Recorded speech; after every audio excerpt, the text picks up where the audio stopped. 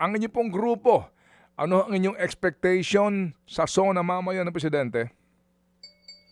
Well, number one, na yung mag-focus sana sa economic, alam mo naman, no, nakaraang taon, ang daming bills ng LIDAC, 52 yata yun. Wala ba ako nalalaman na pa sa isa, dalawa lang yata, dahil nauubos sa politika yung mga legislators natin, nadidistract tayo, 2 taon na lang natitira kay Presidente.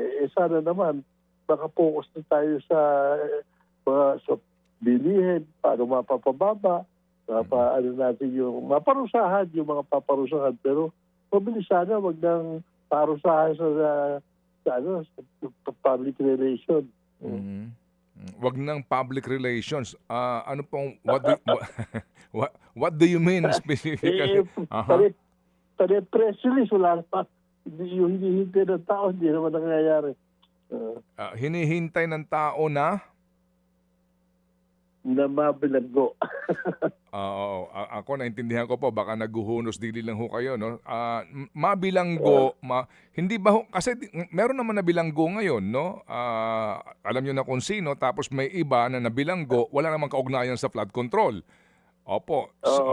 So kayo po, sino pong hinihintay ninyo? Kumbaga, ano ito? Kasi ang dami ho mahaba-haba yung listahan na unang binanggit nga ho ng maging na ombudsman at ng presidente. Yung sana, alam naman natin kung sino yung inaasahan ng mga tao na hindi ko maintindihan kung bakit hindi ba pila ng kaso, kada rin ba mag-file kaya gusto nila. Sige po. Tapos yung impeachment po, sir, baka daw ho mag-drag all the way till November Yan ang, nung amin nakapanayam, ang spokesperson po ni VP Sara, si Attorney Michael Powa, sabi niya, baka nga po umabot ng November. Sa inyo pong hanay, ano pong ibinubunga nito? Sa inyo po, sa mga nagdinegosyo? Alam mo naman, yung proseso na yan, tatakbo, bakit tayo nadidistract masyadong lahat yan, sana, yun nga sinasabi namin, 2 taon na lang natitira sa administrasyon. Nadidistract pa rin yan. Legislature, walang maipapasang kahit sinasabi na, ginagawa lang trabaho na. Yung alam ko, 52 yung bills ng LEDAC na priority bills. 21 doon yata yung sinasabi na kailangan maipasa ng June. Na ipasa, 2 lang yata. So, kumbaga, well, kayo din po naman siguro, wala din naman tayong choice kasi nasa kamay nila itong usad nito pong impeachment trial.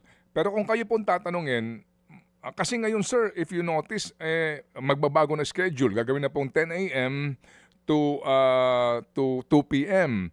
And then, hindi pa ho yan araw-araw, 3 araw lang yan sa isang linggo. Kung kayo pong tatanungin, ano ho ba ang dapat lang para ho maka-move on na po din tayo at magkaalaman na po tayo, magkaroon tayo ng certainty sa ating pong politika?